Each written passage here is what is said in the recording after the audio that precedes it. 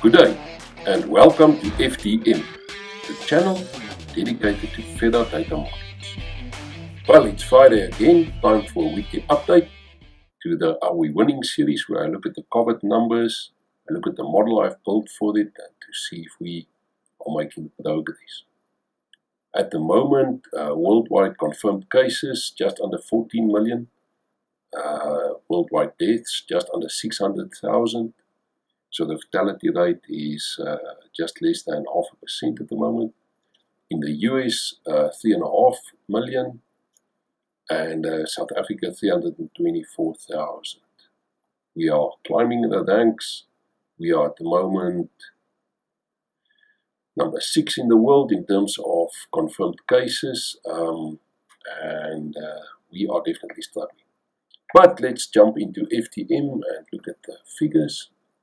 Of course, I've updated everything already, so let me jump straight into the reports.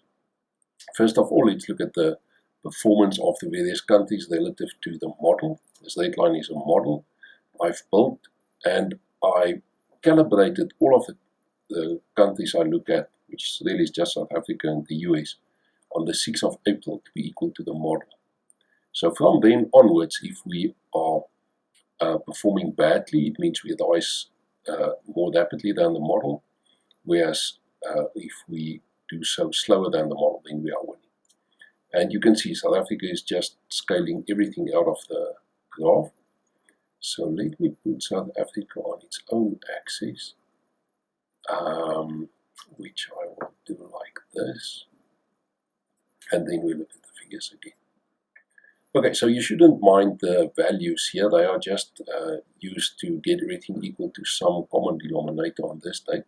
And from this date onwards, that's the model. That model shows how the virus sort of works itself out of the system under the number of assumptions. And here you can see the world. Initially, the world was struggling, then stabilizing, but slowly the world is moving, is losing ground at the moment. The world is struggling, that's a bit worrisome.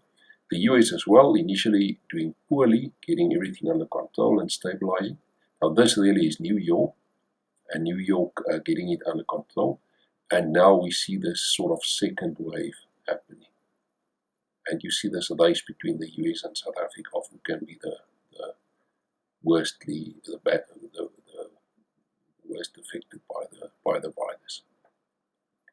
You see South Africa, of course, now on a different scale, but yeah, we really should be outperforming this model. We should be coming down faster than this model to be making progress. Okay, so that's the new infections. Now, there we couldn't look at the axis, but now let's look at the figures relative to population size. So in this figure, I'm looking at everything relative to population size, and here you can see the model relative to world population size, and there you see the US.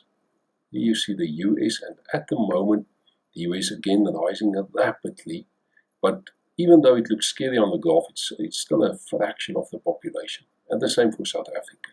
There you see South Africa, there you see our lockdown happening, and after the lockdown, or even during the lockdown, the thing started exploding. So another lockdown I don't think will work.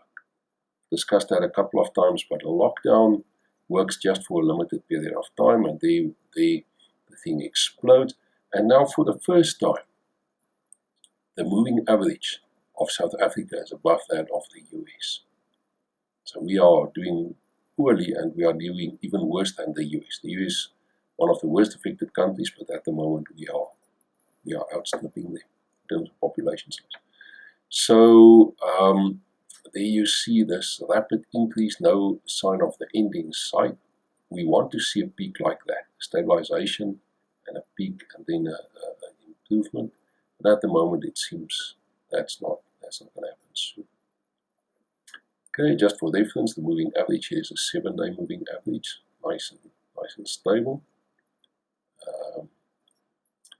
Okay, so let's look at some good news in a funny sort of way.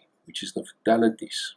And it's good news because South Africa really manages to outperform the world. There you see the world, and there you see South Africa. And despite us being affected by the virus in a big way at the moment, our deaths are really low compared to the world and compared to the US. Our deaths really remain low. And in the US the same. Initially there were a lot more deaths, and despite the increase that we see in the last month or so, the deaths sort of seems to be flattening out. It's not rising at this sort of pace anymore, despite the increase. So at least there's some good news in these fatality figures. Okay, let's move on. Let's look at a bit of a projection, what can happen in the future. Now this looks at the model, and then the US, for example, this magenta line is the US, the reported new infections, and then there's this yellow line, which is the US estimate of infections, and that estimate is based on the fatality figures, on the number of fatalities. And the argument goes like this: if one person dies today, given a 1% fatality rate, which I assume here, that means 100 people were infected 2 weeks ago. You see, this is shifted forward actually by 2 weeks. And what's happening here is that this gives us another projection of the new infections, together with the reported figures. And the real figures should be somewhere in between these figures. So there's the US. Let me just get all of the US, that side, that magenta. And this yellow is sort of another projection. So in between these two somewhere, the real figure would be. There's South Africa. Let's look at South Africa on its own. So there's South Africa, and you can see, based on the fatalities, that's the estimated number of new infections, and there's the reported new infections. So here you see pretty close, pretty nice. So of course the figures aren't accurate. There's lots of trouble with the figures, but at least they can't be vastly wrong. We sort of get the same message from two measurements here, which tells us there's some confidence in the numbers. In the US, it's initially it wasn't like that. If you look at this yellow, this is the magenta here. You can see this huge gap developing, but at the moment it's at least I have narrowed, and we've got a bit more confidence in the numbers. But for South Africa, that's the situation. So somewhere in here would be the actual number of infections.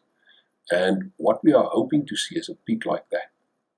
This magenta line here, this pink line, is really New York State. So in New York you had this huge increase, the thing peaked, and then it sort of came down, and at the moment it's more or less wiped out.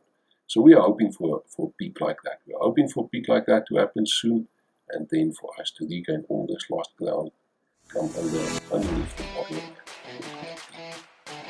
that. Well, that's it for today. See you next time. Bye-bye.